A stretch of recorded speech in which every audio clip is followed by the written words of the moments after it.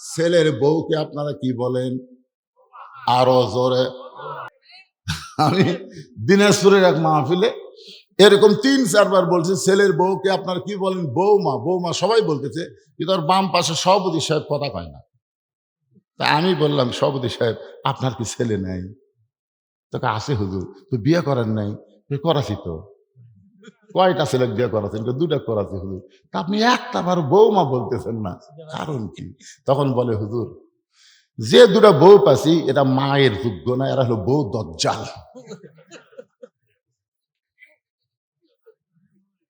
এই জন্যে বৌমা শব্দটা উচ্চারণ করতেছে না। আজও বাংলাদেশে অনেক বেটার বউ বৌমায়ের যোগ্যতা হারায়া তারা বাড়িতে বউ দজ্জাল হয়ে আছে। কথা কর না কেন ভাইজান? আরে বউ দজ্জাল। রে মায়েরা যারা পর্দার অন্তর আছেন, আমি কার কথা বলবো? আমার নিজেরটার কথাই বলতে যে কয়েকদিন আগে 5 পীর একটা মাহফিল হয়ে গেল। মাহফিল তো না, ইসালে সওয়াব। বিশাল একটা মেলা হয়ে গেল, 5 পীর মেলা। আমার বউ এক তালিকা এনে, মেলা হচ্ছে রোববারে আর শুক্রবারের দিন আমাকে তালিকা দেখাচ্ছে যে এই কয়েকজনক দাওয়াত দেওয়া লাগবে। আমি দেখলাম আমার শ্বশুর শাশুড়ি, শালা শালার বউ, ভয়রা আমার শালি, আমার শালির আবার জামাই, তার মেয়ে, এইগুলা দেখলাম 13-14টা নাম লিখছে। আমি খেয়াল করে দেখলাম আমার গ্রুপের একটাও নেই, মানে সব বইয়ের গ্রুপ, আমার গ্রুপের একটাও নেই। আমি গেলাম, কে গো, তাহলে তোমার গুলা সবগুলো দাওয়াত দেবো, তাহলে আমার গুলা কোচ আপনার গুলা পরে দিবেন, এক সময় পরে, এক সময় দেবেন। একবারে এত ল্যাপটপ আছে, উরে বাবারে, কি বুদ্ধি দেখছেন হুজুরের বউ বলতেছে এত ল্যাপটপ আছে, তাই আপনার গুলা পরে দিবেন, গরমের সময় দিবেন। হ্যাঁ, প্রত্যেক বাড়িতে এইরকম বউ আছে না নাই? জোরে কান আছে না নাই? নিজের গুলা পছন্দ করে, শ্বশুর গোষ্ঠীর একটাকেও পছন্দ করে না। এরা কিন্তু বৌমা হওয়ার পারবে না, এরা হলো বউ দজ্জাল। উমর ফারুক বললেন, মা আমার আব্দুল্লাহর সঙ্গে তোমাকে বিয়াটা দিয়া তোমাকে বৌমা বানায় আমার বাড়িতেই তোমাকে অধিকার দিবার চাই। মেয়েটা মুসকি মুসকি হাসার বলে, আমির আল মুমিনিন, আপনার আব্দুল্লাহর চাইতে ভালো ছেলে কি দুনিয়াতে নাই? আপনি কিন্তু বলেছেন ইসলাম আমাকে একটা ভালো ছেলের সঙ্গে বিয়ে বসার অধিকার দিয়েছে। আপনি যে ছেলেটার নাম বললেন আব্দুল্লাহ, ওই আব্দুল্লাহর চাইতে ভালো ছেলে কি দুনিয়াতে নাই? উমর ফারুক বললেন, মা আমার চোখে বর্তমানে আমার আব্দুল্লাহর চাইতে ভালো কোনো ছেলে চোখে পড়ে না। মেয়েটা বলতেছে, আমির আল মুমিনিন, আপনার চোখে যদি ভালো ছেলে না পড়ে, আমি একটা ছেলের নাম বলি, দেখেন তো ছেলেটা কেমন লাগে। উমর ফারুক চুপ করছে। কে রে? এই মেয়েটা জেলখানায় বন্দি ছিল, সেই মেয়েটা ভালো ছেলের কি নাম বলবে? মেয়েটা বলতে, ছেলেটার নাম হলো হোসাইন, মায়ের নাম হলো ফাতেমা, বাবার নাম হলো হযরত আলী, আর নানার নাম হলো মুহাম্মাদুর রাসূলুল্লাহ। এখন আপনি বলেন, আপনার আব্দুল্লাহ ভালো না হোসাইন ভালো? আপনাকে বলা হচ্ছে না। ওই মেয়েটা হযরত উমরকে লক্ষ্য করে বলতেছেন, আপনি বলেছেন একটা ভালো ছেলের সঙ্গে আমার বিয়ে বসার অধিকার আছে, তাহলে এখন আপনার কাছেই জানতে চাই, আপনি আব্দুল্লাহকে ভালো বললেন, আমি এখন প্রশ্ন করি, আব্দুল্লাহ ভালো না হোসাইন ভালো? সঙ্গে সঙ্গে হযরত উমর মাটির দিকে তাকায়া চোখের পানি পড়তেছে, গাল বয়ে টস টস করে, মাথা তুলে বলতেছে, মা আমার আব্দুল্লাহর চাইতে হোসাইন লক্ষ কোটি গুণ ভালো। মেয়েটা বলতেছে, তাহলে হোসাইনের মতন ভালো ছেলে থাকতে আপনার আব্দুল্লাহর সঙ্গে বিয়ে বসবো কেন? ভালো ছেলের সঙ্গে বিয়ে বসার অধিকার যখন আল্লাহ ইসলাম আমাকে দিয়েছে, তাহলে হোসাইনের সঙ্গে আমি বিয়ে বসতে চাই।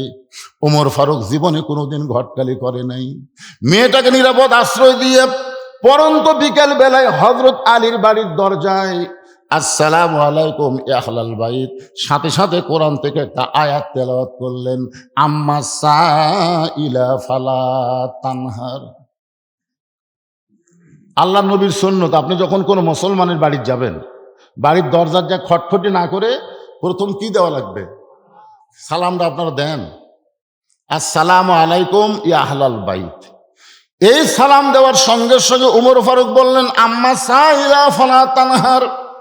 হযরত আলী বাড়ির ভিতর থেকে চমকে গেলেন, যেই ব্যক্তি সালাম দিল সে তো হযরত ওমরই হবে, তাহলে ফকিরের আয়াত কেন তেলাওয়াত করলেন? দরজা খুলে বলতেছে, ওয়ালাইকুম আসসালাম ইয়া আমির আল মুমিনিন, আপনি আবার কবে থেকে ফকির হলেন? উমর ফারুক বলে, আলী রে, জীবনে কোনোদিন এত বড় বিপদে পড়ি নাই, আজকে প্রথম ঘটক হইয়া তোমার বাড়ির দরজায়, এই ঘটককে কিন্তু ফিরানো চলবে না। আলী বলতেছে, আপনার মতন মহান ব্যক্তি যদি ঘটক হয় তাহলে অবশ্যই প্রস্তাব ভালো হবে। বলেন তো প্রস্তাবটা কি? বলে, তোমার হোসেনের সঙ্গে আমি একটু ঘটকালি করতে চাই। হযরত আলী আসমানের দিকে তাকায় বলেন, আলহামদুলিল্লাহ আলহামদুলিল্লাহ আলহামদুলিল্লাহ, আপনার মতন মহান ব্যক্তি যদি আমার হোসেনের বিয়ের ব্যাপারে ঘটকালি করে তাহলে পাত্রী অবশ্যই ভালো হবে। ওমর ফারুক বললেন, পাত্রীর 1 নম্বর গুণ হলো 6 বছর বয়সে ঈমান গ্রহণ করেছে। ঈমানের কলেমা পড়ে নাই, ঈমানকে গ্রহণ করেছে। শুধুমাত্র ঈমান গ্রহণ করার অপরাধে 12 বছর বন্দি জীবন কাটাইছে। সকালবেলা 5টা চাবুক, বিকালবেলা 5টা চাবুক খাইছে। এত নির্যাতনের পরেও মেয়েটা ঈমান হারা হয় নাই। আমার আব্দুল্লাহর সঙ্গে মেয়েটাকে বিয়ে দিবার চাইলাম, কিন্তু মেয়েটা আমার আব্দুল্লাহকে এলাও করলো না, পছন্দ করলো না। মনে মনে তোমার হোসেনকে করছে কামনা। এখন বলে, আলী ভাই, আমার ঘটকালি কি গ্রহণ করা যায়? আলী বলতেছে, আমি মনে মনে মনে মনে হোসেনের জন্যে এমন একটা বউ খুঁজতেছিলাম। সুবহানাল্লাহ, জোরে কন। আপনার ছেলের জন্য মনে মনে বউ খুঁজতে পারবেন। মনে মনে বুঝেন, দেখা দেখা না, মনে মনে মনে মনে চিন্তা করবেন। কোরআনের শিক্ষিতা, পর্দানিশী, তারপরে ওর মায়ের পর্দা আছে, নানির পর্দা আছে, ওই গোষ্ঠী হলো পর্দানিশী গোষ্ঠী। এরকম মনে মনে বউ খুঁজবেন, দেখা দেখা না। আমার এলাকার এক হাজী সাহেব 13-14টা দেখেছে। দেখার পর আমাকে বলতে যে, হুজুর এতগুলো দেখলাম এখনো পছন্দ হলো না। তা আমি বললাম, কে ভাই, বুড়া বয়স আর বিয়ে করতে চাচ্ছেন? না হুজুর, আমার জন্য লয় তো, আমার ছেলের জন্যে। তো আপনি কিভাবে দেখেন? লাডা ছেড়ে দেখি, লাডা ছেড়ে দেখে, মানে দেখি মা হাতটা দেখে তো হাতলে লাড়ে, মাথার চুল লাড়ে, এগুলো লাড়তে লাড়তে সারা বুড়া লুচ্চা হয়ে গেছে। ওই সহজে বেটা বিয়ে করবি না, ওই আরো লাড়বি।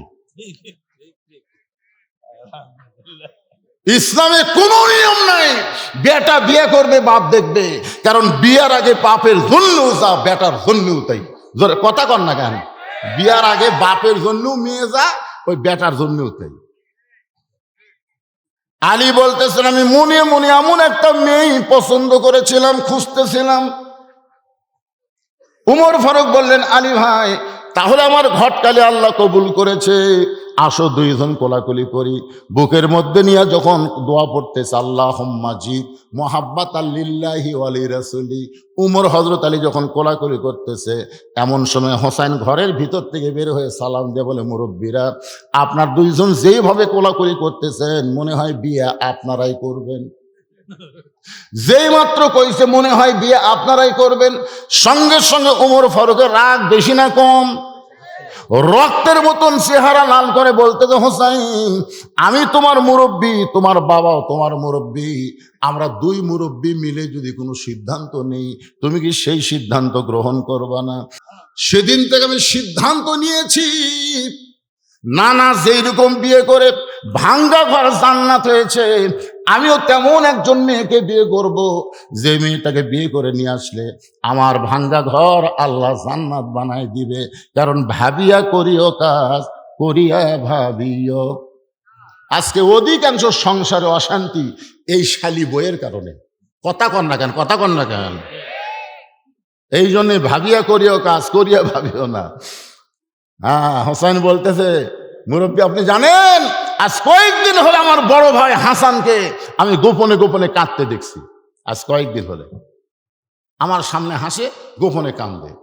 আমি একদিন হাসানকে বললাম, কে রে ভাই, ছোট ভাই আমরা গলা ধরে দুই ভাই বেড়াইছি, আজকে তুই গোপনে গোপনে কান্দিস কেন? হাসান বলে, এমনি এমনি, সরল সোজা তো। হাসান আবার অবিকল আল্লাহর নবীর মতো, ধরে কান সুবহানাল্লাহ। হোসেন বলে, ভাই কেন কান্দো? হাসান বলতেছে আমি কেন কান্দে, এই কথা যেন কাউরে বলিস না ভাই, আমার ভাগ্য বড় খারাপ, তোর ভাবি অত্যন্ত খারাপ। হাসান রাদিয়াল্লাহু যাকে বিয়ে করেছিল তার নাম হলো জায়েদা। জোরে বলেন তার নাম কি? জায়েদা হলো কুটনি। এর কাছে ওর কথা, ওর কাছে ওর কথা, ওর কাছে, এরকম কিছু মেয়ে মানুষ গ্রামে আছে না নাই, যাদের কারণে গোটা গ্রামে শান্তি। এই জায়েদার মতন একটা মেয়ে ছিল, নাম হলো হাসিনা। জোরে কার নাম কি? আপনারা বলেন তো, যতদিন ছিল কোনো শান্তি ছিল? কথা বল না কেন? একটু মনোযোগ দিয়ে শুনবেন। আর একটা মেয়ে ছিল খালেদা। জোরে বলেন আর একটা মেয়ের নাম কি? 2-3 ট্রাম ক্ষমতায় ছিল, কিন্তু বাংলাদেশের একটা আলেমের হাতে হাত করা পড়েছে। আপনারা কি দেখছেন? যার কারণে বেগম খালেদা জিয়া দুনিয়ার থেকে বিদায় নিল। তার জানাজায় গোটা পৃথিবীর ভিতরে এত মানুষ হয় নাই, সেই মানুষ তার জন্য দোয়া করে দিল। তবে আমরা আল্লাহর কাছে একটা শুকরিয়া আদায় করব। সেই শুকরিয়াটা হলো, একজন ভালোভাবে বিদায় নিয়ে চলে গেছে, আর একজন ভারত কোলে আছে। কারণ এরশাদ চাচার পর থেকে আমরা কিন্তু খুবই বিপদে ছিলাম। কারণ মরদ মানুষের উপরে মেয়ে মানুষ থাকলে রহমত না বিপদ? এ কথা কন না কেন রে ভাই? আল্লাহ কোরআনে বলেছে, আর রিজালু কাওয়ামুনা আলা নিসা, পুরুষ থাকবে উপরে, নারী থাকবে নিচে। এটা কার কথা? আর রাসূল বলেছেন, মা তারাক্তু বাদি আলা উম্মতি ফিতনাতুন আদার আলা রাসূলু মিনান নিসা, রাওয়াহুল বুখারী কিতাবুল ফিতান। আল্লাহ নবী বলেছেন, আমার পরে আমার উম্মতের জন্য সবচাইতে বড় বিপদ হচ্ছে পুরুষ মানুষের জন্য নারী নেত্রী হওয়া। তাহলে আল্লাহর কোরআন নবীর হাদিস অনুযায়ী আমরা এতদিন কি রহমতে ছিলাম না বিপদে ছিলাম? এখন আমরা এক বাক্যে সবাই বলবো, মেয়ে মানুষের দিন শেষ, আগামীতে মরদ মানুষের বাংলাদেশ। কি আর কোন মেয়ে মানুষ আসবে ক্ষমতা? কি মনে হচ্ছে? এই জন্য একটা সাইজ মতো একটা স্লোগান দেওয়া লাগবে। আমি যেই বলবো মেয়ে মানুষের দিন শেষ, আপনার সকলে মরদ যদি হন মরদের মতন বলবেন, মরদ মানুষের বাংলাদেশ। রাজি আছেন? মেয়ে মানুষের দিন শেষ।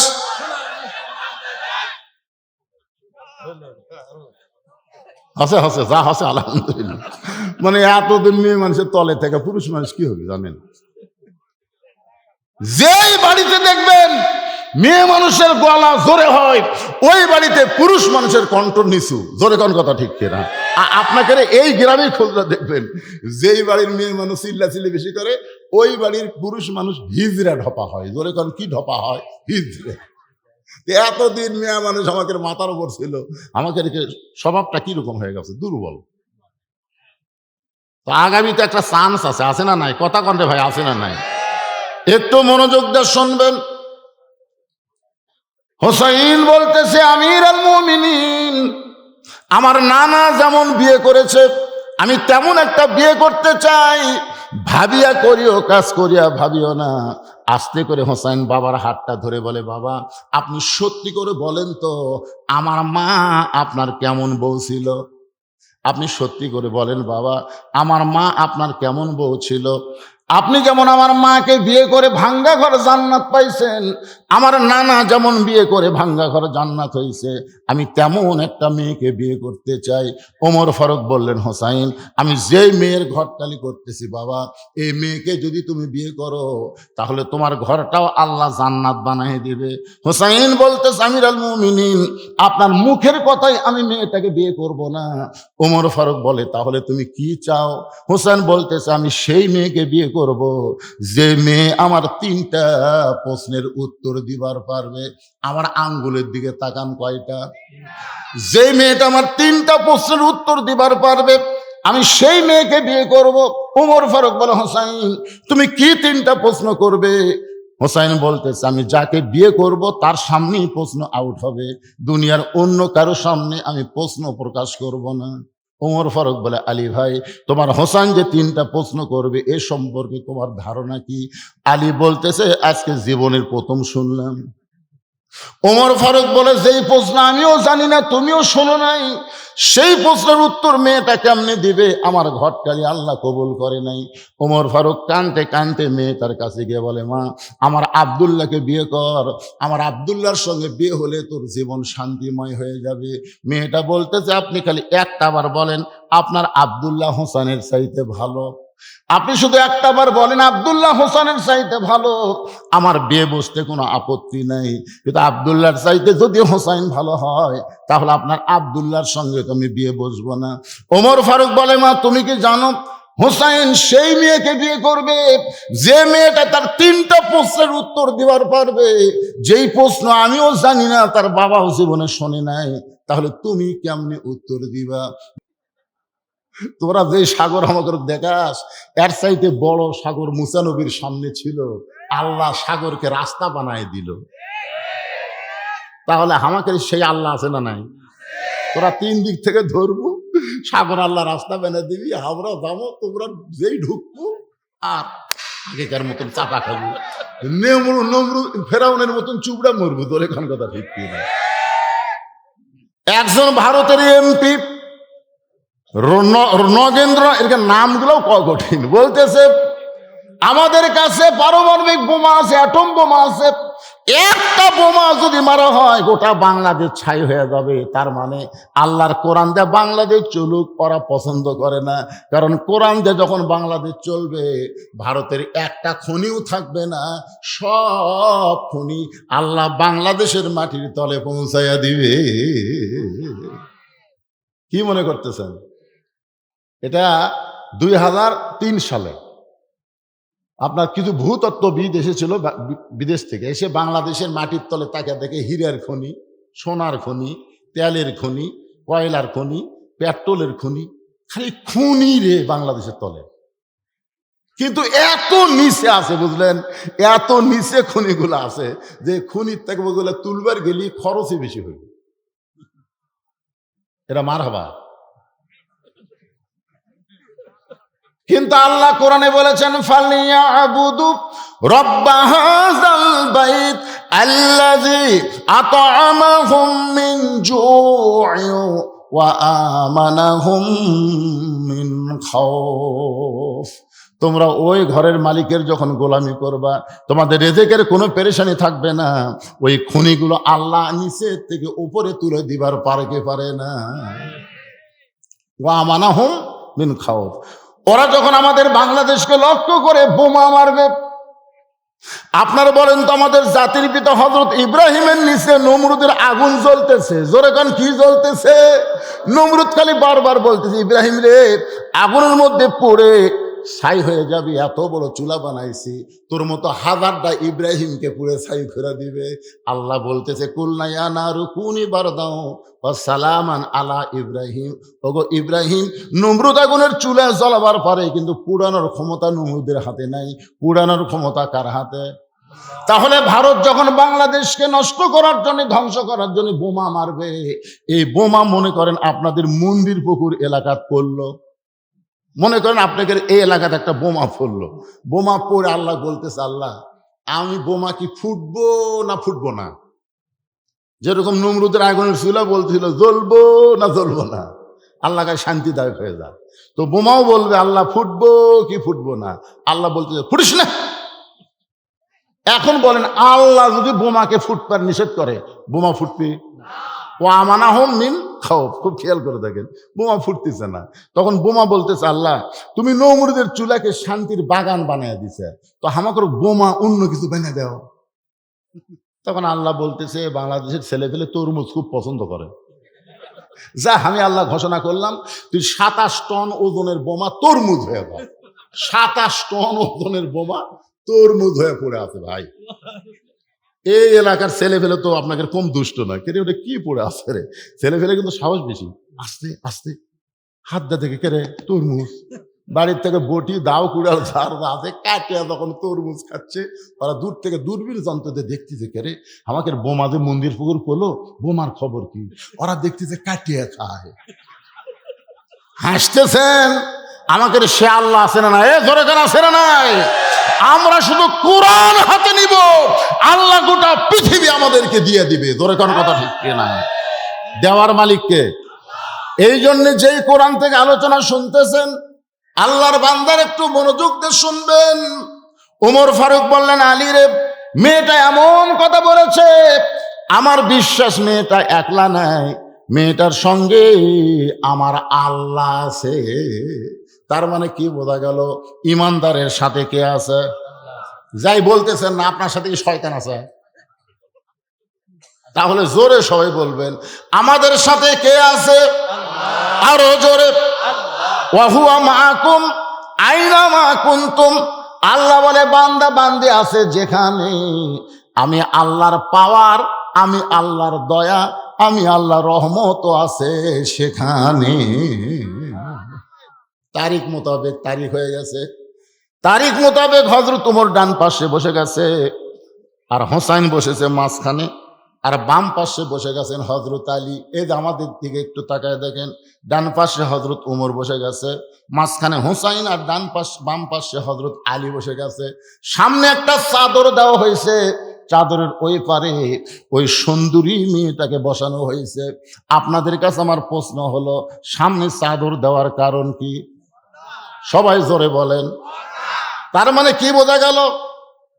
পর্দা। এটা কিন্তু মমতাজ পাগলির মতন একজন গায়িকা হাসিনার সময় সংসদে গেছিল। মমতাজ সংসদে গেছিল, আপনারা জানেন।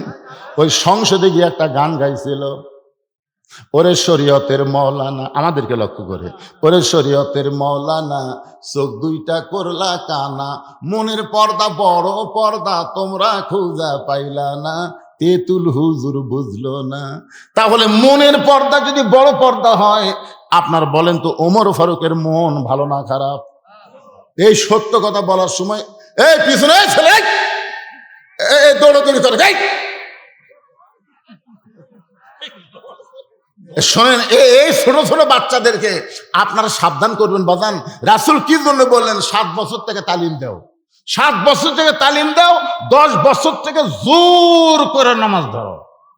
এমনি এমনি কইছে, এদের দৌড়াদৌড়ি করতেছে, এখন একটু তালিম দেওয়ার বয়স। এখন ঘড়ির দিকে তাকে দেখেন তো রাত 11:30 বাজতেছে, আর 11টার সময় এরা দৌড়াই। আমাদের এলাকায় সন্ধ্যার সময় প্রত্যেকটা মেয়েরা ঘোড়া চেক করে হাঁস মুরগি উঠলো কিনা। সন্ধ্যার সময় যখন আলো দেয়, তখন দেখবেন কোনো তারার কোনো কাজ হয় না। হাজার হাজার মানুষ থাকলে কি হবে? একজন ওসমান হাদির মতো মানুষ ছেলে আমাদের বাংলাদেশে দরকার আছে না নাই? জোরে বলেন, আছে না নাই? আমার দাদা বলেন, আপনি রে, ওই মুসলমানকে উত্তপ্ত তেলের মধ্যে ফেলে দেব, মুসলমান পুড়ে মরে যাবে। আজকের খেলার নাম হলো মুসলমান মারার খেলা। আমি তখন 6 বছরের ছোট্ট মেয়ে, আমার দাদার কাছে জোড়া হাত করে বললাম, দাদু ভাই, এই মুসলমানকে উত্তপ্ত তেলের মধ্যে না পুড়ে কি ছেড়ে দেওয়া যায় না? এই মুসলমানকে কি মাফ করা যায় না? আমার দাদা বলতেছে 100 বার মাফ করা যায়, 100 বার মাফ করা যায়। ওই মুসলমান যদি একটা বারের জন্য বলে আল্লাহ রাসূল মানি না, খালি একটা বারের জন্য বলবে আল্লাহ রাসূল মানি না, সাথে সাথে হাতের বাঁধন খুলে দিব, হাতের পায়ের শিকল খুলে দিব, চোখের বাঁধন খুলে দিব, খালি একটা বার বলবে আল্লাহ রাসূল মানি না। মেয়েটা বলে, হোসাইন রে, আমি আস্তে আস্তে ওই মুসলমানের কাছে গিয়ে বললাম, মুসলমান, দাউ দাউ করে আগুন জ্বলতেছে, আগুনের উপরে উত্তপ্ত তেল টকবক টকবক করতেছে। আমার দাদা তোমাকে উত্তপ্ত তেলের মধ্যে পুড়া মারবে। তুমি যদি বাঁচবার চাও, তাহলে একটা বারের জন্য বলো আল্লাহ রাসূল মানি না, একটা বারের জন্য বলো আল্লাহ রাসূল মানি না। সঙ্গে সঙ্গে মুসলমান বলতেছে, ইন্নাল্লাযীনা ক্বালু রাব্বুনাল্লাহু সুম্মা ইসতাকাম, নিশ্চয় যারা আল্লাহকে রব বলে স্বীকার করবে, এর প্রতি অটল থাকবে, দরকার হলে জীবন দিব, কিন্তু এক মুহূর্তের জন্য মুসলমান আল্লাহ রাসূল ছাড়বে না। দরকার হলে ফাঁসির মঞ্চে যাবে মুসলমান, কিন্তু রাষ্ট্রপতির কাছে বাঁচার দরখাস্ত লিখবে না। জোরে বলেন, কথা ঠিক? রোম সম্রাট কাইসার এই কথা শুনে বলে, সৈন্যরা আর দেরি করো না, তাড়াতাড়ি হাত পা বাঁধা অবস্থায় উত্তপ্ত তেলের মধ্যে ফেলে দাও। যখন আমার দাদার কথাতে সৈন্যরা ওই মুসলমানকে উত্তপ্ত তেলের দিকে নিয়ে যাচ্ছে, আমি তাকায় দেখে মুসলমান বীরের মতন হেঁটে হেঁটে যাচ্ছে। আমি তখন বললাম, দাদু ভাই, একটা জীবন্ত মানুষকে পুড়ে মারবেন, এই খেলা আমি দেখব না, আমি যাবার চাই। আমার দাদা আমার বাম হাতটা জোর করে ধরে বলতেছে, খেলা দেখার জন্য তোরে নিয়ে আইছি, খেলা দেখবি না কেন? খেলা দেখতে হবে। আমার দাদা যখন জোর করে আমাকে হাতটা ধরে রাখলো, মুসলমান উত্তপ্ত তেলের দিকে যাচ্ছে, মুসলমান একটা বারও পিছন দিকে তাকাই না, কারণ মুসলমান জানে ওয়ালা তাকুলু লিমান ইউকতালু ফি সাবিলিল্লাহি আমওয়াতুন বাল আহইয়াউ ওয়ালাকিন লা তাশউরুন। কারণ মুসলমান জানে উত্তপ্ত তেলের মধ্যে ফেলে দিলে ঈমান নিয়ে যদি যাবার পারে তাহলে মুসলমান মরবে না, আল্লাহ বলতেছে সে অমর হয়ে যাবে। মেয়েটা বলে, হোসেন রে, জোর করে আগুনের চুলা পর্যন্ত যখন নিয়ে গেছে, সঙ্গে সঙ্গে আমি কি করব? আমার দাদা তো বাম হাত ধরে আছে, আমি ডান হাত দিয়া আমার চোখ এভাবে চেপে ধরলাম। একটা জীবন্ত মানুষ মরে যাবে, এই দৃশ্য 6 বছরের ছোট্ট বাচ্চা, আমি দেখতে পারবো না। এই বলে চোখটা যখন চাইপা ধরেছি, এমন সময় দেখি ওই মুসলমানের জবান থেকে একটা মধুর বাণী, একদিকে গোটা দুনিয়া তুলে দেওয়া হবে, আর একদিকে ওই মধুর বাণী যদি তুলে দেওয়া হয়, গোটা দুনিয়া আসমান জমিনের চাইতে ওই মধুর বাণীর ওজন বেশি হবে। সেই বাণীটা হলো লা ইলাহা ইল্লাল্লাহু মুহাম্মাদুর রাসূলুল্লাহ সাল্লাল্লাহু আলাইহি ওয়াসাল্লাম। ভাইজান, এই যে গল্পটা করতেছেন এখন, এই গল্পটা আমার কি গল্প?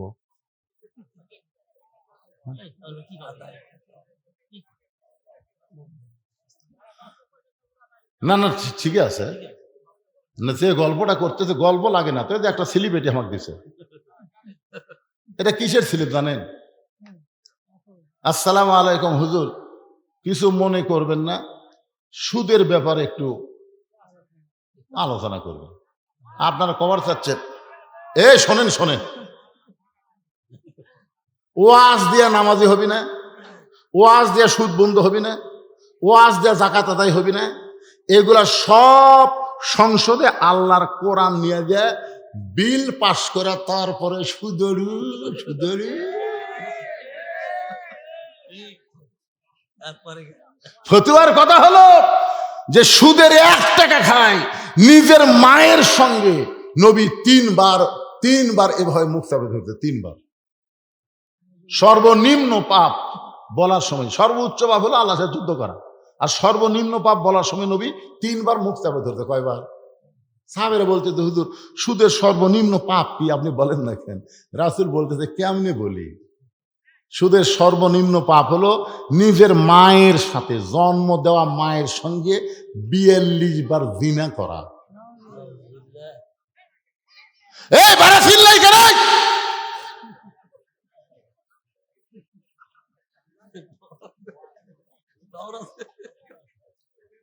মাঝে মধ্যে দাবি না দিলে ঠিক হবে, তাই আপনারা তো দিবার পারতেছেন না, আমাকে দেওয়া লাগছে, কি করবেন? কি যে এক মেলা লাগাছে, এক মেলা। আল্লাহর বান্দার একটু মনোযোগ দেন, অত্যন্ত গুরুত্বপূর্ণ। মেয়েটা বলতেছে, আমার দাদা কি ধরে আছে? আমার বাম হাত ধরে আছে, আর ডান হাত দিয়ে আমি চোখ বন্ধ করলাম, কারণ একটা জীবন্ত মানুষকে পুরো মারবে, এই দৃশ্য আমি দেখতে পারবো না। কিন্তু হঠাৎ আমার কানের মধ্যে ঢুকলো, লা ইলাহা ইল্লাল্লাহু মুহাম্মাদুর রাসূলুল্লাহ। মেয়েটা বলে, হোসাইন, এত সুন্দর বাণী, এত সুন্দর কলেমা জীবনে আমি শুনি নাই। আমার কানের মধ্য দিয়ে আমার কলিজার মধ্যে যখন গেছে, আমি তখন দেখতে পাই, যদিও হাত দিয়ে চোখ বন্ধ করে আছি, তারপর আমি দেখতেছি ওই মুসলমানের দেহ নামক খাঁচাটা আগুনের চুলার মধ্যে পড়েছে, আর খাঁচার ভিতরে যেই পাখিটা আগুনের চুলাতে পড়ার আগে কে যেন পাখিটা ধরে সুন্দর একটা সবুজ রঙের বাগানে ছেড়ে দেয়। এই দৃশ্য দেখার পর আমি হ্যাঁচকা টান দিলাম।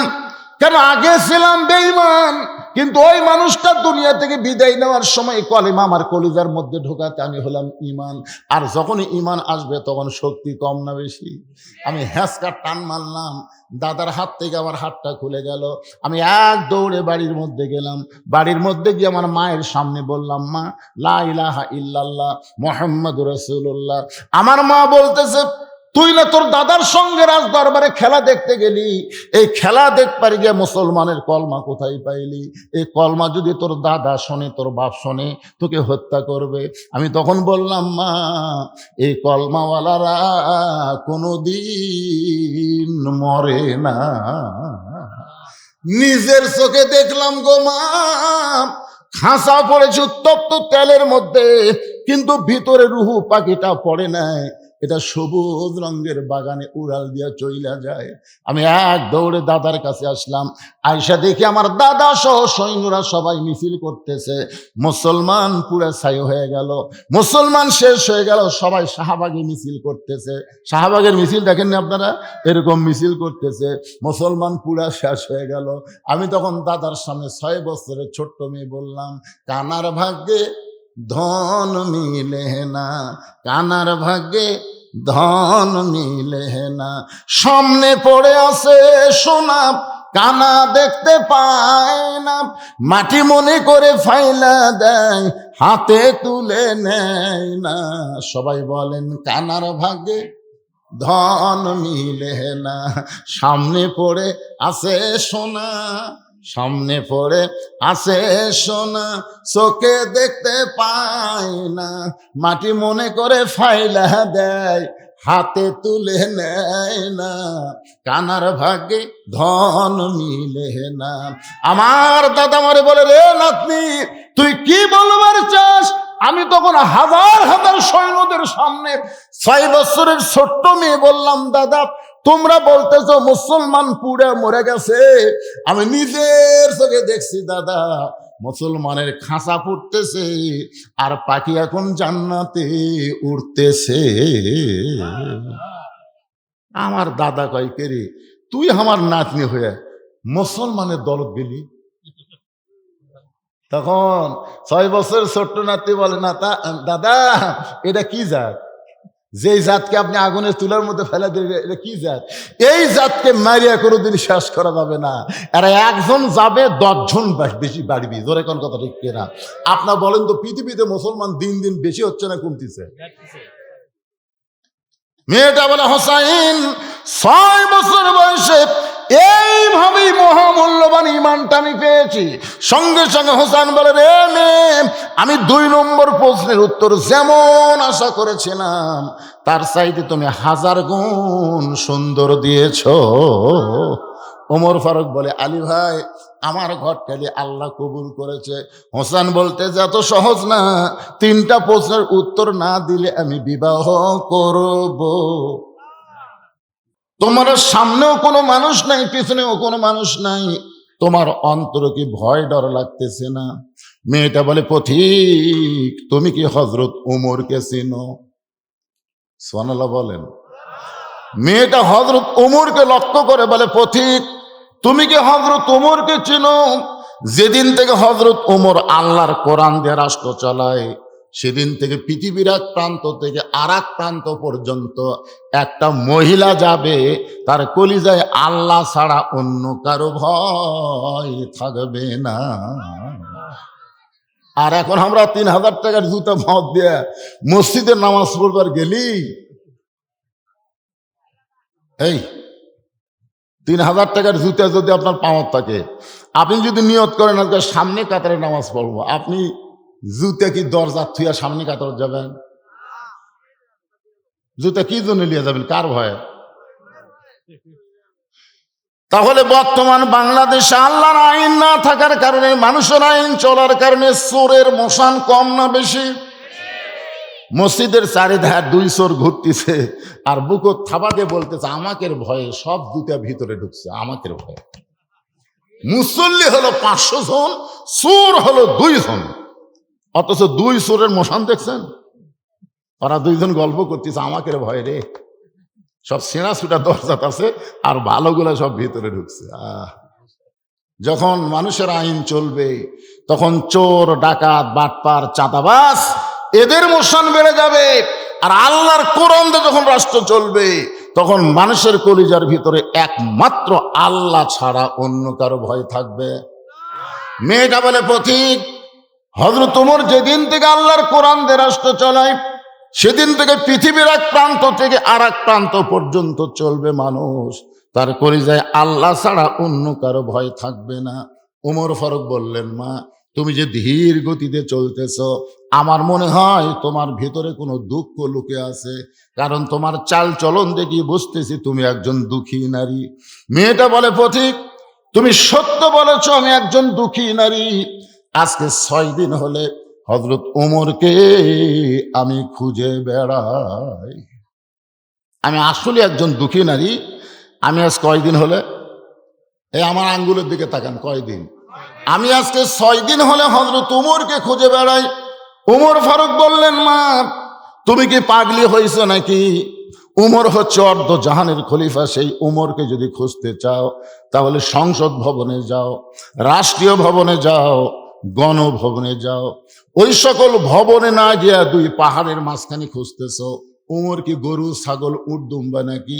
যেই 2 পাহাড়ের মাঝখানে তুমি 6 দিন হলে উমরকে খুঁজতেছ। মেয়েটা বলে, পথিক, তুমি জানো না, আল্লাহর কোরআন দিয়ে যখন রাষ্ট্র চলবে তখন নেতা খোঁজা লাগবে না, বরং নেতারাই দুঃখী মানুষকে খুঁজে বেড়াবে। আল্লাহর কোরআন দিয়ে যখন বাংলাদেশ চলবে তখন কোনো নেতা খোঁজা লাগবে? নেতারাই দুঃখী মানুষকে খুঁজবে। আর এখন বাংলাদেশে মানুষের আইন চলার কারণে দেখবেন নেতারা ভোটের আগে দুঃখী মানুষকে খোঁজে, ভোট পায় নেতা হয়ে গেলে একটা নেতারও খবর নেই। সব মাইকিং করতেছে রাস্তার মধ্যে, গরিবের বন্ধু, সমাজ সেবক, জনদরদি। এত সুন্দর মাইকিং করে যখন নেতা হয়ে যাবি তখন নেতা কিন্তু আর আদম দিকে থাকবে না, নেতা থাকবে ঢাকায়। মাঝে মধ্যে নেতা বেড়াবার আসবে, চামচার অত্যাচারে নেতার ধারত কোনো ভোটারই যাবার পারবি না। ধরে কোন কথা ঠিক না? একটু মনোযোগ দিয়ে শুনবেন। ওমর ফারুক বললেন, মা, তুমি কেন 6 দিন হলে উমরকে খুঁজতেছ? মেয়েটা বলতেছে, পথিক, আমি নিয়ত করেছি 7 দিন। নিয়ত করেছি কয়দিন? 7 দিনের মধ্যে যদি ওমরকে খুঁজা না পাই তাহলে আমি আসল জায়গায় বিচার দিব। আমি 7 দিনের নিয়তে বের হয়েছি। কয়দিন? তার মধ্যে 6 দিন চলে গেছে। আর 1 দিনের মধ্যে যদি ওমরকে খুঁজা না পাই তাহলে আসল জায়গায় বিচার দেব। আপনার বলেন তো আসল জায়গা কোনটা? আরো জোরে। যখন আমরা হাসিনার আদালতে বিচার পাইনি তখন আমরা কি বলছি? জজ কোর্ট, হাইকোর্ট, সুপ্রিম কোর্ট সব হাসিনার দখলত। আমরা আলেমরা যখন বিচার পাইনি তখন নামাজ পড়ে চোখের পানি নিয়ে বলছি, তোর বিচার আল্লাহ করবি রে। আপনার বলেন তো বিচার করেনি? 41 সাল পর্যন্ত থাকার নিয়ত করছিল, আল্লাহ 24 সালে ন্যাংটা করে বাইর করে দিছে। ধরে কোন কথা ঠিক কি বুঝতেছেন ভাইজান?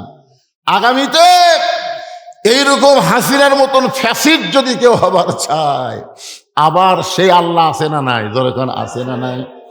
একটু মনোযোগ দিয়ে শোনেন। সঙ্গে সঙ্গে ওমর ফারুক হাঁটু গেড়ে মেয়েটার সামনে বসে বলতেছে, মা, তুমি যেই উমরকে 6 দিন হলে খুঁজতেছ আমি হইলাম সেই ওমর। মেয়েটা বলতেছি, আমিরুল মুমিনিন, তাহলে আপনি চোরের মতন একা একা কেন ঘুরতেছেন? আপনি হলেন অর্ধ জাহানের রাষ্ট্রনায়ক, অর্ধ জাহানের খলিফা, আপনি চোরের মতন একা একা ঘুরতেছেন। আপনার কি র্যাব নাই, পুলিশ নাই? আপনার কি চামচা নাই? একজন ঘুরতেছে, কয়জন? একা একা। তাহলে মেয়েটা কি বলবে যে আপনি অর্ধ জাহানের খলিফা হয়ে এই চোরের মতন একা একা ঘুরতেছেন, আপনার কি র্যাব পুলিশ লাগবে না? এমন সময় হযরত ওমর কোরআন থেকে একটা আয়াত তেলাওয়াত করলেন, ইন্নামাল মুমিনুনা আল্লাযীনা ইযা যুকিরাল্লাহু ওয়াজিলাত কুলুবুহুম ওয়া ইযা তুলিয়াত আলাইহিম আয়াতুহু জাদাতুহুম ঈমানাও ওয়া আলা রাব্বিহিম ইয়াতাওয়াক্কালুন। ওমর ফারুক বলে, মা তুমি যে আজকে 6 দিন হলো আমাকে খুঁজতেছো, কি দুঃখ তোমার মনে? মেয়েটা বলতেছে, আমির আল মুমিনিন, আমার জীবনের সবচাইতে বড় দুঃখ হলো ইন্নাল্লাযীনা ক্বালু রাব্বুনাল্লাহ, আল্লাহু আকবার। আমার জীবনের সবচাইতে বড় কষ্ট হলো আমি 6 বছর বয়সে ঈমান গ্রহণ করেছি। শুধু ঈমান গ্রহণ করার অপরাধে আমাকে 12 বছর জেলখানায় বন্দি জীবন কাটাতে হয়েছে। সকালবেলা 5টা করে চাবুক মারছে, বিকালবেলা 5টা করে চাবুক মারছে। আমার দেহের এমন কোনো জায়গা নাই যে জায়গায় চাবুকের আঘাত লাগে নাই। আমার একটাই মাত্র দোষ হলো আমি 6 বছর বয়সে শুধুমাত্র ঈমান গ্রহণ করেছি। আপনার বলেন তো আল্লামা সাইদি হুজুরের দোষ কি? বাংলার জনগণ, মানুষের তৈরি আইন দিয়ে যখন বাংলাদেশ চলবে তখন ভালো মানুষের দোষ না করলেও বাতিল তাকে জেলের মধ্যে বন্দি করে অন্যায়ভাবে কষ্ট দিবে। যার প্রমাণ হলো আমাদের এই ইমামে আজম আবু হানিফা। আপনারা তার জীবনে পড়ছেন? কিছু বললে হবে না তো।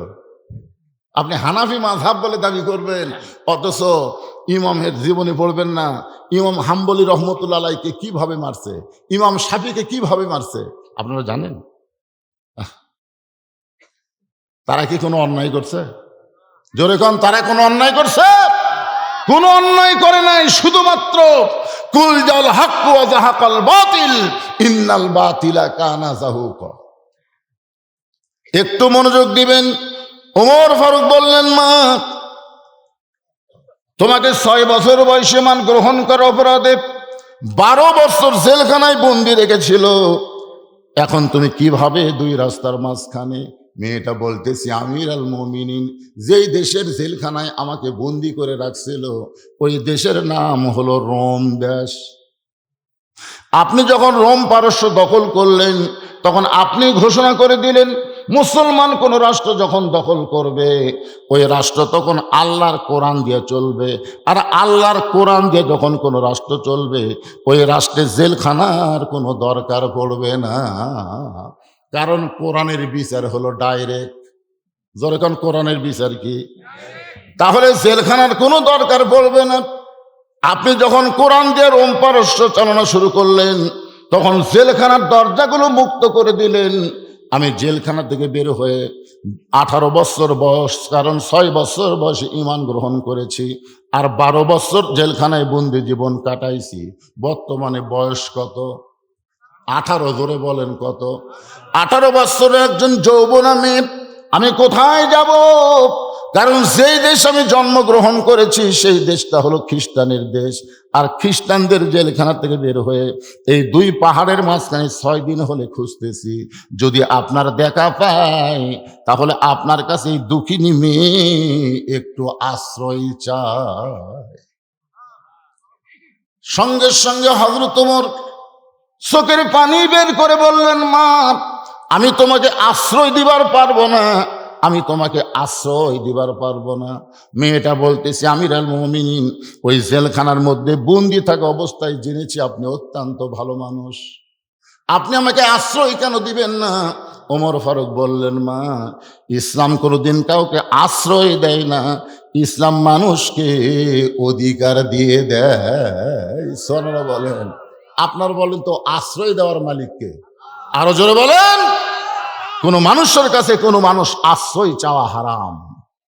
ইয়াকা নাবুদু ওয়া ইয়াকা নাস্তাইন, গোলামি করি কার? তাহলে আশ্রয় সাহায্য আমরা কার কাছে চাই? ওমর ফারুক বললেন, মা আমি তোমাকে আশ্রয় দিবার পারবো না, তবে ইসলাম তোমাকে অধিকার দিয়েছে। মেয়েটা বলতেছে, আমির আল মুমিনিন, ইসলাম আমাকে কি অধিকার দিল? আপনার বলেন তো ইসলামে নারীদের অধিকার আছে না নাই? এদের কতগুলো এখন মেয়েদের কাছে যাচ্ছে আর বলতেছে কোরআন যদি সংসদ যায় তোমাকে ওরা কার বাড়ির থেকে বাড়াবার দিবি না,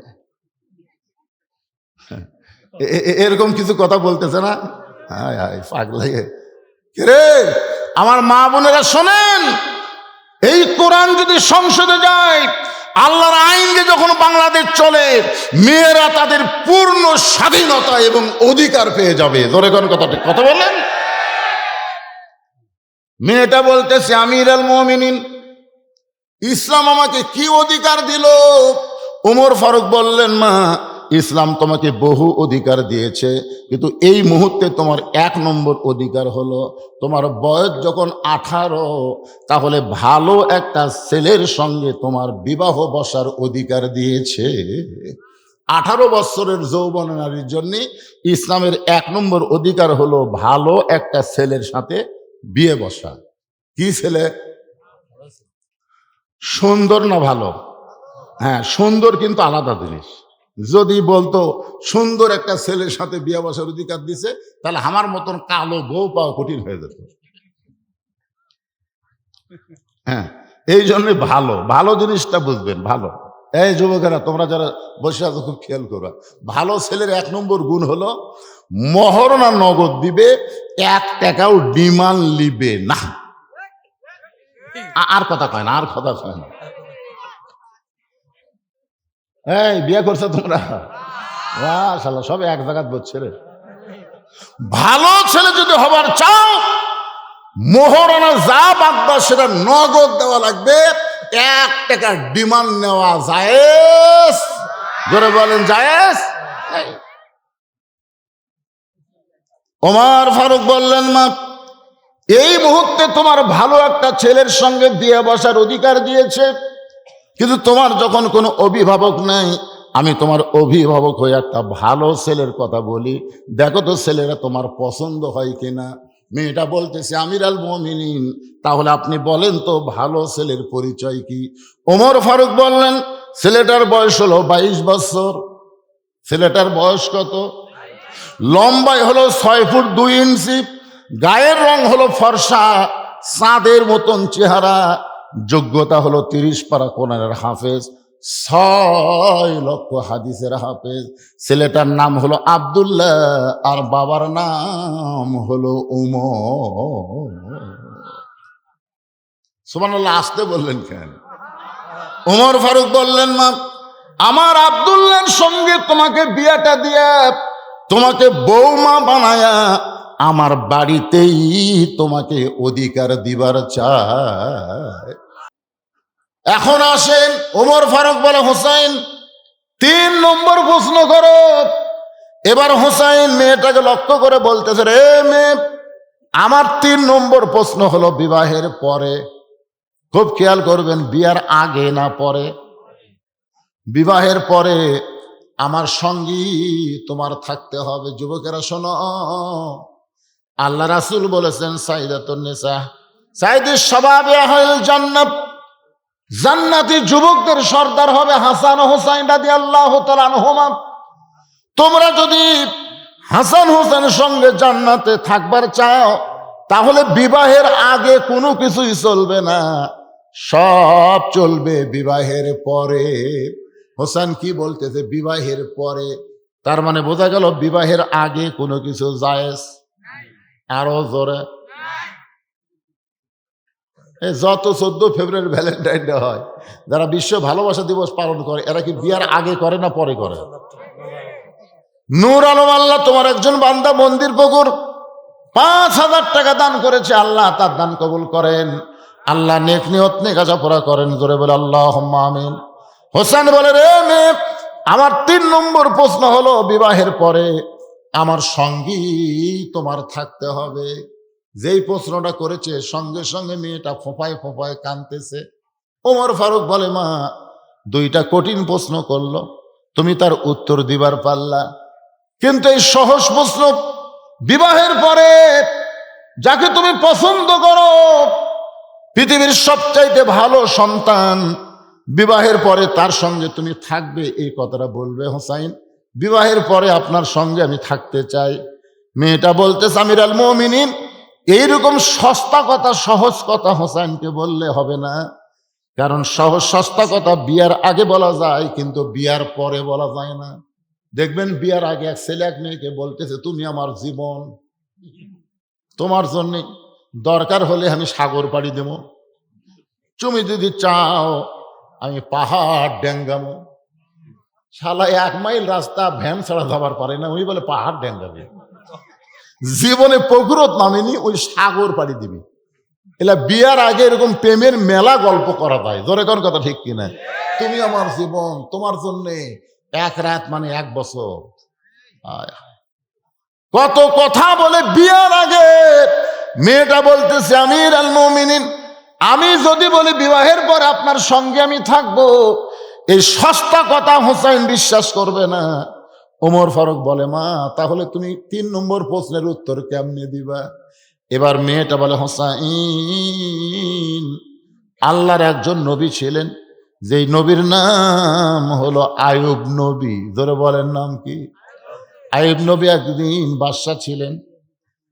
এক সময় তার অনেকগুলো বিবি ছিল, চাকর নৌকর বাসা বাড়ি সহায় সম্পত্তি অঢেল ছিল। আয়ুব নবী যখন অসুস্থ হয়ে গেল, এমন কঠিন অসুস্থ হয়ে গেল, দেহের গোস্তের পচন শুরু হয়ে গেল। সমস্ত চাকর নকর যা ছিল সবাই দূরে চলে গেল। এমনকি যতগুলো বউ ছিল সব বউ আয়ুব নবীকে ছেড়ে চলে গেল।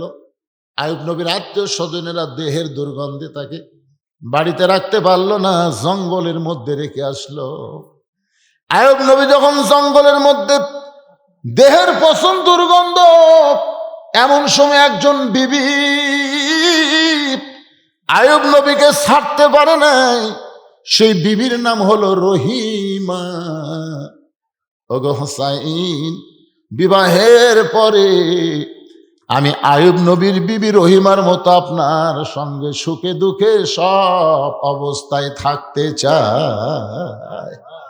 হোসেন বলল, আমির আল মুমিনিন, আপনার ঘটকারি আল্লাহ কবুল করেছে। আমার বাবার মুনি মুনি পছন্দ করে মেয়েটা আল্লাহ কবুল করেছে। আমার বিবাহ করতে কোনো আপত্তি নেই। ওই মেয়েটার নাম হলো শাহের বানু। ধরে বলেন মেয়েটার নাম কি? শাহের বানু। কারবালার ময়দানে যখন হোসেন রাদিয়াল্লাহকে হত্যা করার পরে দেহটা কারবালায় রেখে চলে যায়, আর মাথা নিয়ে যায় দামেস্ক ইয়াজিদের কাছে। এমন সময় ইয়াজিদের বাহিনীর 80টা ঘোড়া হোসাইন রাদিয়াল্লাহর দেহের উপরে চালনা করে। গোটা দেহ যখন ছিন্ন ভিন্ন হয়ে যায়, এমন সময় হোসেন বউ শাহের বানু ওই দেহের কাছে দাঁড়িয়ে চোখের পানি নিয়ে বলে, স্বামী গো, বিবাহের পূর্বে আপনি 3 নম্বর প্রশ্ন করেছিলেন, বিয়ের পরে আমার সঙ্গী তোমার থাকতে হবে। আমি আপনার সঙ্গে ছিলাম কারবালার ময়দানে, আপনার সঙ্গে ছিলাম, কিন্তু আপনি এখন নাই, আপনি চলে গেছেন জান্নাতে। ওগো স্বামী, আমি দুনিয়াতেও আপনার সঙ্গে ছিলাম, জান্নাতের মধ্যেও আপনার সঙ্গে আমি থাকতে চাই। আজকের আলোচনার ভিতর দিয়ে যেই জিনিসগুলো আপনাদের বুঝাবার চাইছি, তার মধ্যে একটা আয়াত হলো, ইন্নাল্লাযীনা ক্বালু রাব্বুনাল্লাহু সুম্মা ইসতাকাম, নিশ্চয় যারা আল্লাহকে রব বলে স্বীকার করে, শত বিপদ আপদ মুসিবতের মধ্যেও যারা এর প্রতি অটল থাকবে, অবিচল থাকবে, নানা ধরনের কষ্ট আসবে দুনিয়ায়, এই কষ্টের মধ্যেও যারা আল্লাহ রাসূলকে ছাড়বে না, আল্লাহ বলেছেন, তাতানাজ্জালু আলাইহিমুল মালাইকা, তোমাদের জন্য আমি রহমতের ফেরেশতা নাজিল করে তোমাদেরকে খুশখবরি দেব। আল্লাহ তাখাফ, তোমাদের কোনো ভয় নাই, ওয়ালা তাহজান, তোমাদের কোনো চিন্তা নাই, ওয়া আবশিরু বিল জান্নাহ, দুনিয়া ছাড়ার সঙ্গে সঙ্গে জান্নাতের 8টা দরজা আল্লাহ আমি তোমাদের জন্য খুলে দিব। ভাইজান, নানা ধরনের পরীক্ষা আসবে সামনে, কে কত বুঝ দিবে, কে কত দিবার চাবে, এটা দিবে সেটা দিবে, ঘর ভাঙ্গা ঘর সাঙ্গা করে দিবে, কিন্তু কোনো কথার দিকে আমরা যাব না। আমরা অটল থাকবো, বিচল থাকবো আল্লাহর কোরআনের পক্ষে। এই কোরআনকে শুধু মঞ্চে নয়, এই কোরআন শুধু মসজিদে নয়, এই কোরআন শুধু মাদ্রাসায় নয়, আমরা জায়গা মতো আল্লাহর কোরআনকে যেন নিয়ে যেতে পারি। আল্লাহ সেই তৌফিক যেন আমাদেরকে দান করে। ধরে কোন আমিন। এখানে বিএনপি, আওয়ামী লীগ, জাতীয় পার্টি, জামাত না, আপনার যেই মসজিদের জন্য মাহফিল করতেছেন, এই মসজিদে যখন বিএনপি নামাজ পড়ে, জামাত ইসলাম নামাজ পড়ে, তাবলিগ নামাজ পড়ে, যারা নামাজ পড়ে তারা কিন্তু একদল, আর যারা নামাজ পড়ে না এরা হচ্ছে আর এক দল। ধরে কোন কথা ঠিক কিনা? বিএনপি বলেন, আওয়ামী লীগ বলেন, জাতীয় পার্টি বলেন, মসজিদের মধ্যে ঢোকার সময় আপনারা বলেন তো সব দলের জন্য ভিন্ন ভিন্ন দোয়া, না সব দলের এক দোয়া? সব দল কি ডান পা ঢোকে, না এক এক দল এক এক পাও দিয়ে ঢোকে? তাহলে ডান পায়ে সবাই একই দোয়া পড়ে ঢুকলো। ঢোকার পরে দেখবেন আওয়ামী লীগ, বিএনপি, জাতীয় পার্টি, জামাত এক এক দল কিন্তু এক এক কাতার করে না, সব দল মিলে পায়ের গোড়ালির সঙ্গে গোড়াল মিল করে কাতার সোজা করে। আল্লাহর ঘরের মধ্যে যেমন 14 দল 20 দল ভাঙ্গে আমরা এক কাতার হবার পারি, আল্লাহর কোরআনের বিজয়ের জন্য আমরা সব দল ভাঙ্গে এক দল হবার চাই। যেরকম ঠিক কিনা? আল কোরআনের আলো আল্লাহ আমাদের দেখা কবুল করুক, সকলে বলে আল্লাহুম্মা আমিন। যিনি যেখানে দাঁড়িয়ে আছেন সবাই বসেন, ইস্তিগফার পড়েন। আস্তাগফিরুল্লাহ রব্বি মিন কুল্লি জামবি ওয়া তুবু ইলাই। আস্তাগফিরুল্লাহ রব্বি জি মিন কুল্লি জামবি ওয়া তুবু ইলাই। লা হাওলা ওয়ালা কুওয়াতা ইল্লা বিল্লাহিল আলিয়্যিল আযীম। আল্লাহুম্মা সাল্লি আলা মুহাম্মদ, আল্লাহুম্মা বারিক আলা মুহাম্মদ। সবদি সাহেব মুনাজাত করে দিন। আল্লাহুম্মা আমিন। আল্লাহুম্মা আনতাস সালাম ওয়া মিনকাস সালাম, তাবারাকতা ইয়া যাল জালালি ওয়াল ইকরাম। আল্লাহ, রাত 12:15 বাজে গেছে, গভীর রাতে তোমার হাজার হাজার বান্দা বান্দীদেরকে নিয়ে রহমতের দরজায় ফকির হয়ে দোকানে হাত তুলেছি। মেহেরবানি করে আজকের মাহফিল আমাদের সকলের হেদায়েতের জন্য, নাজাতের জন্য, জান্নাতের জন্য কবুল করো। এই মাহফিলের শুরু থেকে শেষ পর্যন্ত যত আলোচনা হয়েছে আল্লাহ, এর মধ্যে যদি ত্রুটি হয়, ভুল হয়, মাফ করে দিও। এর যা হাদিয়া মঞ্জুর করো। সোনার মদিনায় নবী পাকের রওজা মোবারকে আল্লাহ তুমি কবুল করে নিও। তামাম আম্বিয়ায়ে কেরাম, আসহাবে কেরাম, তাবিঈনে কেরাম, তাবা তাবিঈনে কেরাম, তামাম পৃথিবীর মাটির নিচে যত মুমিন মুমিনাত আছে আল্লাহ সকলের ওয়াফরে হাদিয়া কবুল করো। এই মন্দির ফকুর গোরস্থানে যত মুর্দা শুয়ে আছে আল্লাহ সব কবরকে জান্নাতের টুকরা বানিয়ে দাও। আল্লাহ, আমরা যারা হাত তুলেছি, আমাদের জনম দুঃখিনী মা যাদের কবরে চলে গেছে, আমাদের দরদের বাবা যাদের কবরের ঘরে, আল্লাহ মেহেরবানি করে মা বাবার কবরটাকে জান্নাতের টুকরা বানিয়ে দাও। আল্লাহ, তোমার যেই বান্দারা কষ্ট করে মেহনত করে হাজার হাজার টাকা খরচ করে আজকের জান্নাতের বাগান লাগাইছে, আল্লাহ তাদের সকলকেই তুমি জান্নাতি কবুল করো। আল্লাহ, যারা কষ্ট করে মেহনত করে এতগুলো মানুষের আয়োজনে তাবারক পাক করেছে, আল্লাহ তুমি তাদেরকে মাফ করো, কবুল করো। মসজিদ কমিটির সভাপতি, সেক্রেটারি, কেশিয়ার সদস্য, মাহফিলের সম্মানিত সভাপতি, প্রধান অতিথি, বিশেষ অতিথি, আল্লাহ হাজী সাহেব, মুরব্বী, যুবক, কচিকাচা, পর্দার অন্তরালের মা বোনেরা, আল্লাহ সকলকে তুমি কবুল করো। আল্লাহ, তোমার মাহফিল করতে গিয়া নগদে বাকিতে যারা দান করলো, আল্লাহ সব দানগুলোকে জান্নাতের বিনিময় হিসাবে কবুল করে নাও। আল্লাহ, মিলে মিশে মহব্বতে সবাইকে বসবাস করার তৌফিক দাও। যে কোরআন আমরা শুনলাম, সারা জীবন কোরআন শুধু শুনবো না, বাস্তবে বাংলার জমিনে আমরা কোরআন মোতাবেক যেন চলতে পারি, এমন একটা দৃশ্য আমাদের দেখার তৌফিক দিয়ে দাও। আল্লাহ, আমি গুনাহগার, আমি পাপিষ্ঠ বলে দোয়া ফিরাই দিয়েন না। এতগুলো মানুষের মধ্যে যার 2 কারাত পছন্দ হয়, সেই 2 হাতের ওসিলায় আজকের মাহফিলকে কবুল করে মৃত্যুর সময় আমাদের জবানে জারি করে দিবেন, লা ইলাহা ইল্লাল্লাহু মুহাম্মাদুর রাসূলুল্লাহ সাল্লাল্লাহু আলাইহি সাল্লাম।